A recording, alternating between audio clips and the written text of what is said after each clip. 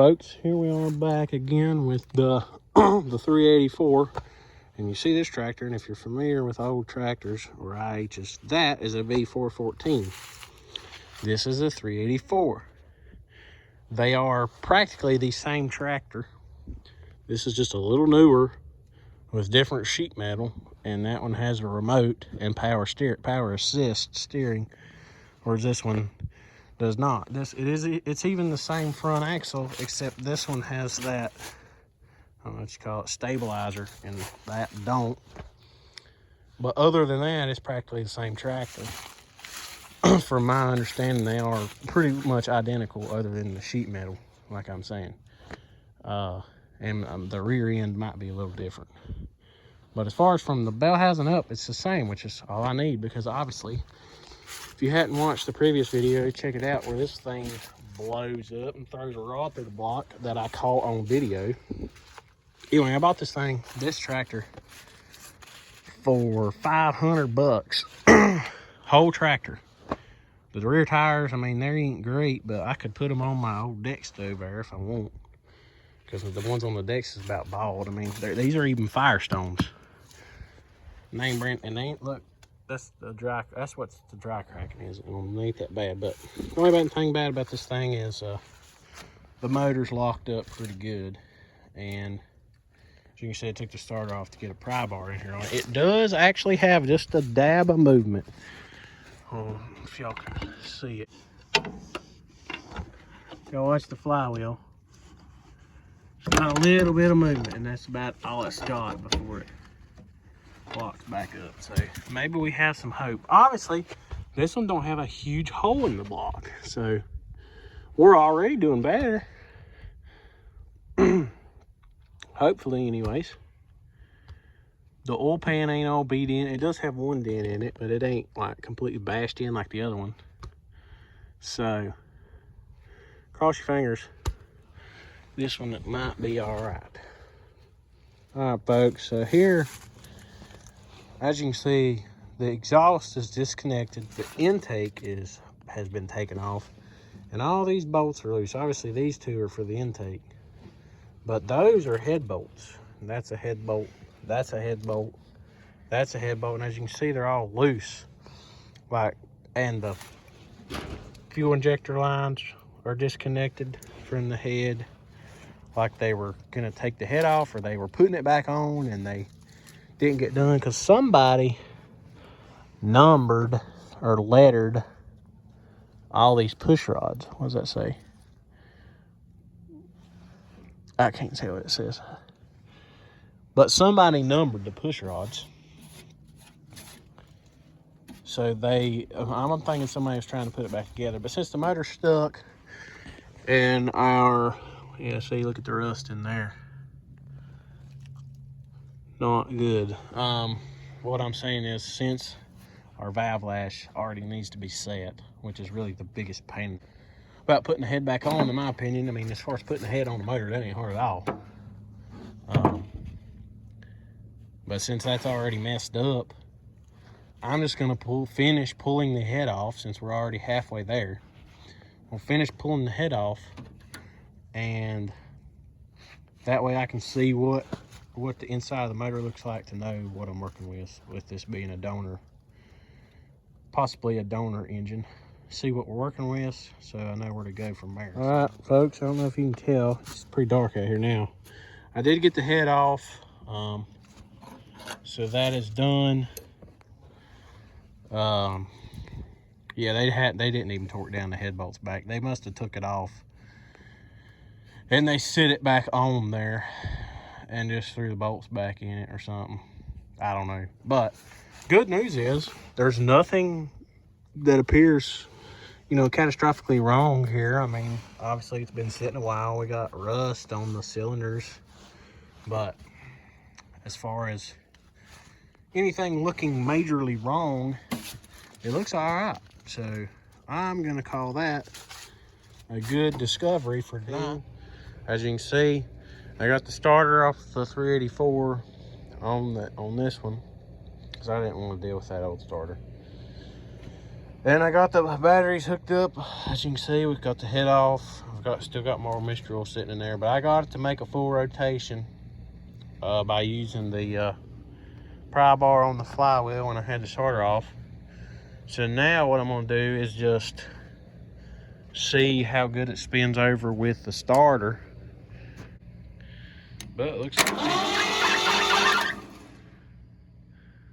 like she spins all right. What the heck that noise is? Shoo! This starter is that. I just need to get another new starter. That daggum thing worries me. What is it? Oh, that's the belt squeaking. Look, hold on.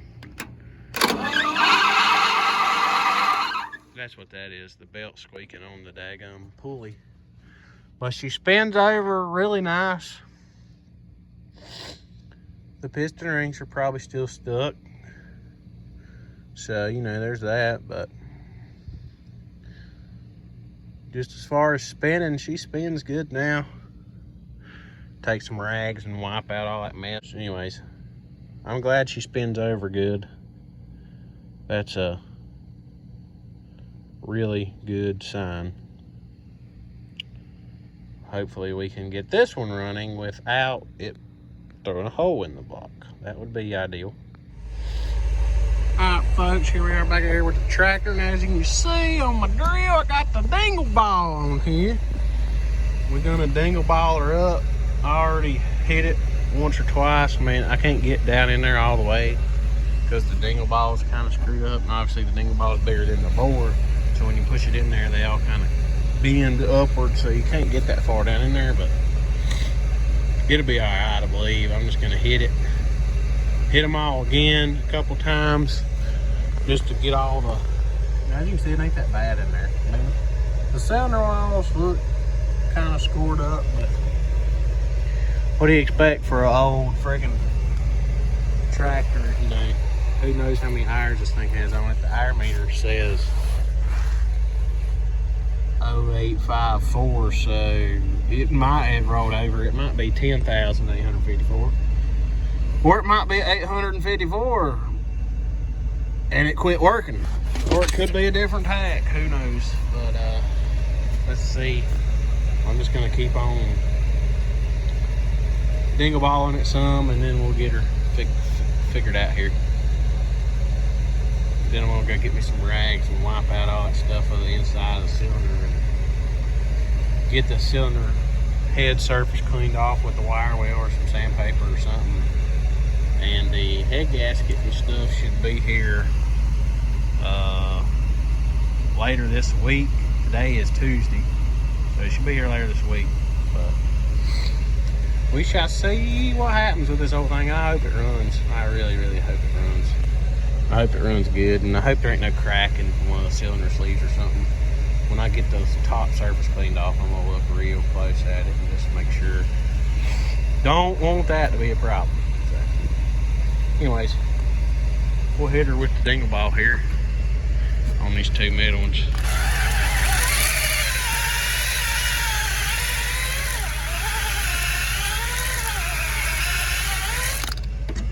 See there, getting some crosshatch in her, maybe. There is enough lube in there, it's all right.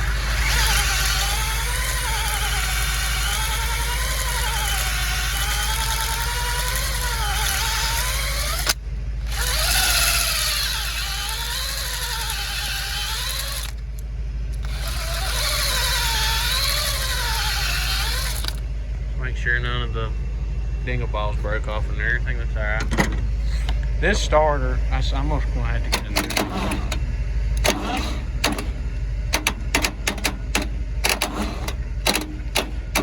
There we go. Cause that thing just smokes like crazy. I guess it's just.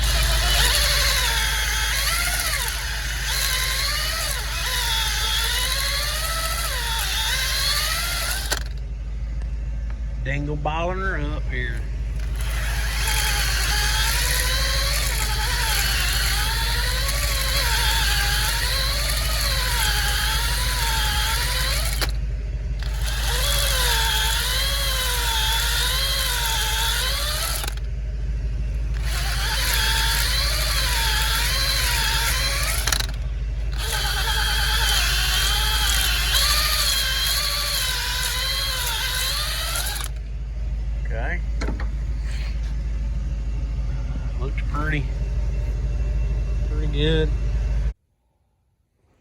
All right, folks, as you can see, look how pretty. All right, so as you can see, I cleaned off the surface really good. Got her wire wheeled down and even hit it with one of these Scotch-Brite pads, or not Scotch-Brite, but daggone, what is this thing called? Emery cloth. Kind of smooth it up, especially this piston, because as you can see right there, there was a place in it where it looked like something got into the piston, and it was kind of sticking up. So I took my grinder and just kind of hit it and ground it smooth, and then kind of tried to get it really smooth with that. But cylinder walls, they're okay. I mean, they ain't nothing to be crazy about. They do have vertical scoring, but I still think it'll run like that. But anyway, now that we got the head prepped, now before I put the head gasket on, I am gonna re-tap these threads, make sure they're good in every one of the head bolt holes, and I'm gonna get the head bolts good and clean, you know, wire wheel them. But we should be good as far as with the block situation, I hope. But yeah, we're gonna go get the head cleaned up now.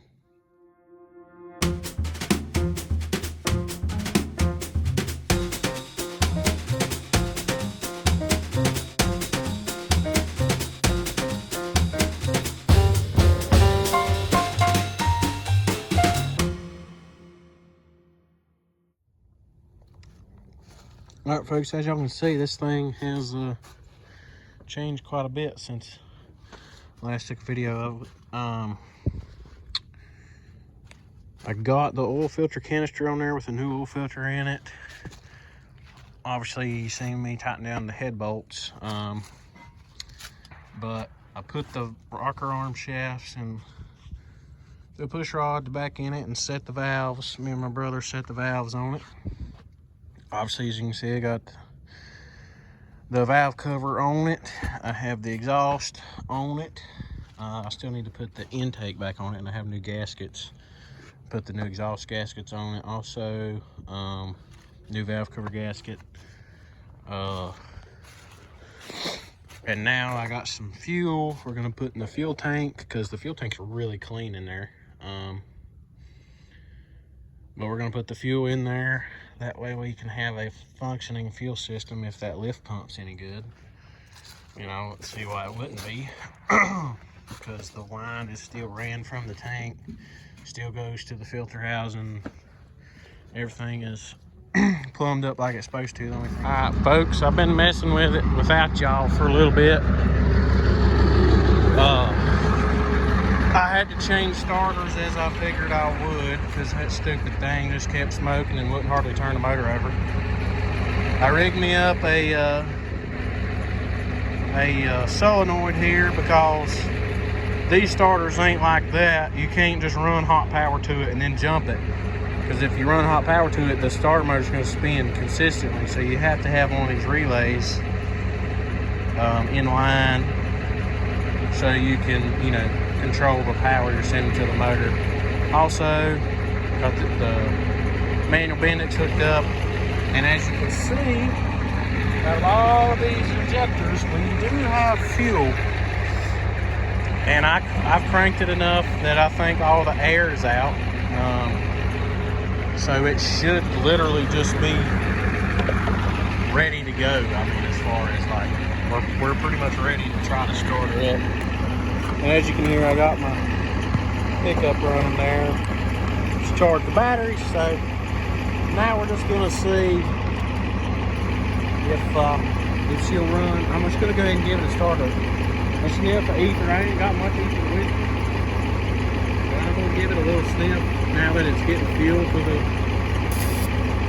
to the injectors, just to see if it'll crank. I got the throttle wide open, so y'all wish me luck here.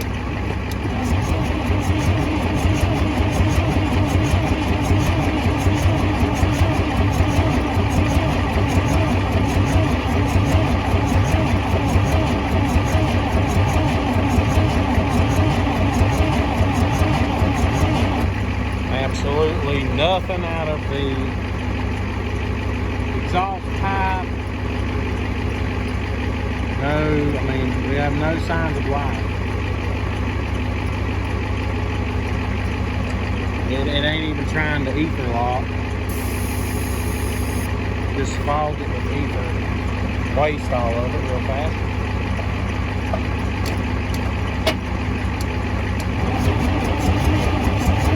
Oh, I see smoke.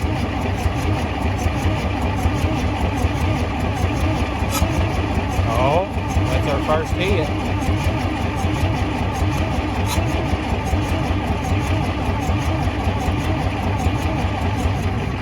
Give that starter a break.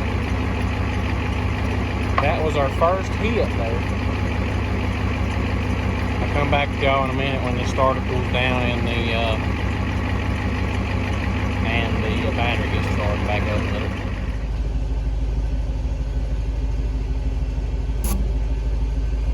Probably too much.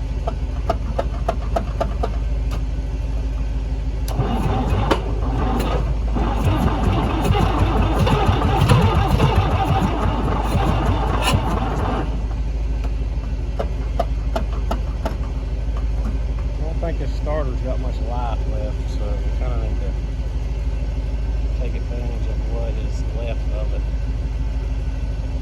Because it really is not light cranking.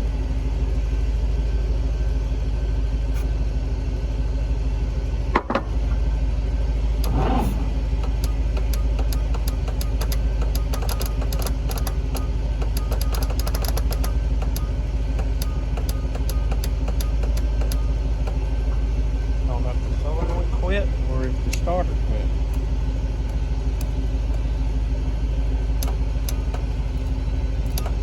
I think the starter did. Great.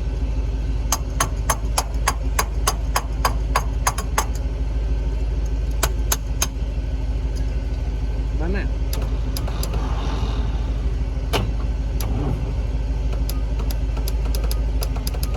Might be done for real.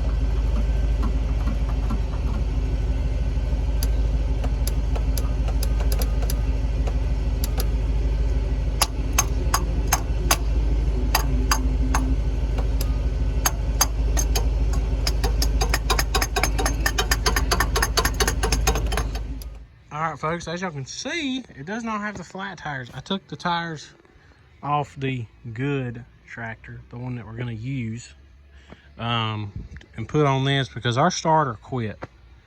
Both of them. I mean, they're just junk. They both took a shit. So like the starter motor don't even spin over no more. And no, it's not the solenoid. I crossed across it and it still don't do nothing. And I beat on it to see if it would do anything, and it didn't. So what we're gonna do is, if y'all know me, we're gonna roll start this sucker. I got the truck backed up here. I got my buddy coming. We're gonna get this son of a gun to roll start. So yeah.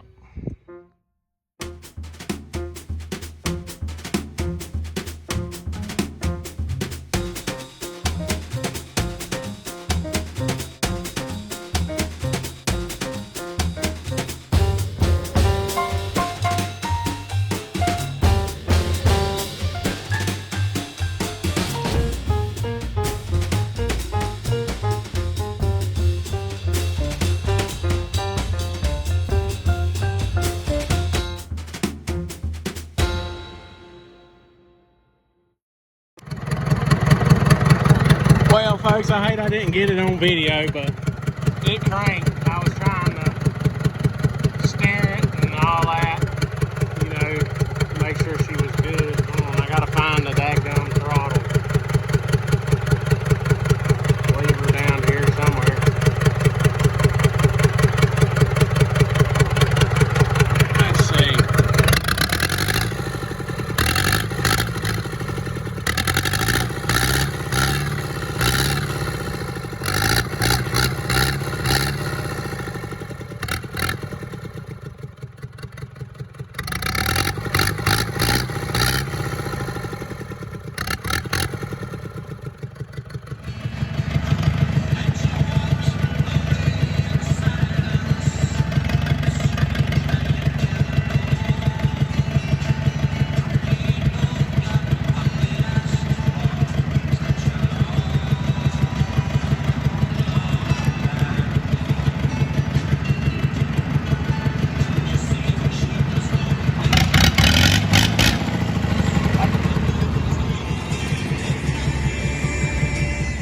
All right, folks, it's the next day and it's about dark. I've been working and I got new tires put on my truck after I got off work and all that good stuff. But I got the top radiator hose back on, and I mean, the belt spins the water pump. It ain't very tight, but we can tighten it if we need to. But what I'm saying is, I'm gonna put at least some water, and then I'll drain it back out. But we're gonna test out the cooling system on this thing. Make sure our head gasket's sealed, and then my brother's coming with the feeler gauges to see if to readjust the valves once the motor's hot, because you're supposed to do it when it's hot, not when it's cold. But anyway, I'm gonna get it rolled down here to the hill, and we're gonna see how good this thing cold starts, because it ain't been much over 50 degrees today. I think it got to like 50 or 49 actually, I think. But anyway, I'm gonna get it rolled down here where it can get it really going down the hill and see if it'll bust off. If not, I got a little bit of ether here. And yeah. All right, we finally got it going down the hill here. Get a little speed.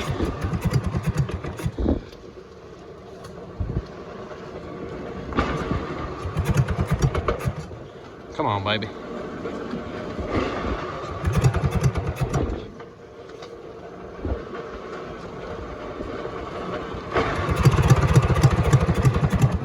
Ooh, she cold.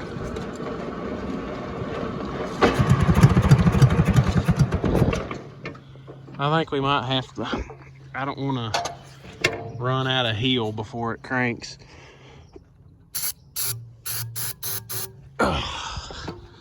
Hopefully that don't bend the rod.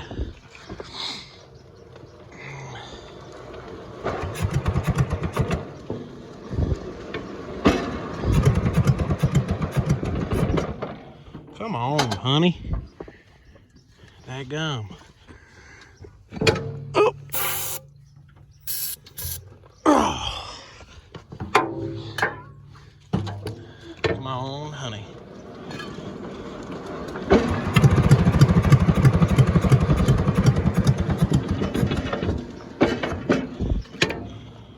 Come on, baby.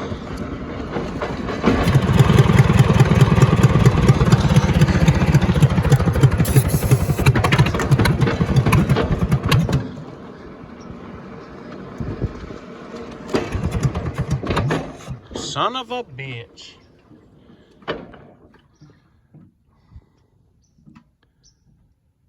Damn. It about went.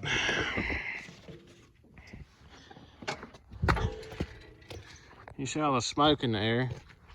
I dropped my can of ether, or I probably could have got it going. But I dropped it because I was trying to film, you know how that goes. Alright, folks, I'm sorry I didn't get it on video again, but it got dark, and as you've seen, the tractor didn't start before I got to the bottom of the hill, so I had to wait on my brother to get here before I could, so he could help me pull it back up the hill and get it cranked up. Then I drove it up here, but I put water in it, and it, as you can see, it's flowing because it doesn't have a thermostat, and the water pump is turning, so the engine should be getting warm. I'm sure it's probably pretty warm already. Scott still got decent oil pressure there, and I turned the air compressor on. I'm gonna air up these tires, that way this thing rolls easier, because it don't roll like crap. As you can see, this one's about flat. But obviously this tractor leaks out of the rear axle seal bad on both wheels. This one ain't too bad, but this one leaks really bad. But the lift works on this tractor, and the PTO, I mean, everything works on this thing. It's kind of a shame to take it apart, because it, like I say, everything works. But that 384 is just a more modern tractor, given that it has a remote and a power steering and it's got way better tires on it because those front tires that's on this thing was off of that tractor, as y'all seen. And it's just and there's way more room on the 384 getting on and off than this. Plus, I like the 384 sheet metal better than this. This is a cool tractor, but like I say, I bought this thing for $500 for the hope that the motor would be good. And I ain't gonna say it's looking like it's gonna be great, but it has a little blow by, and as you can see, it's smoking a little bit out of the exhaust, you know, burning a little oil probably, and popping out of the intake still because I need to readjust the valves like I've already told you. But I'm pretty happy with this thing, honestly. Say I'm kind of sad to tear it apart because see how bad it pops out of the intake. How hot is it getting? The side of the block there. Yeah, side of the block pretty warm. It's getting a little heat in it. Not much, but a little bit. I mean, you can really hear it. Like it's blowing air on it.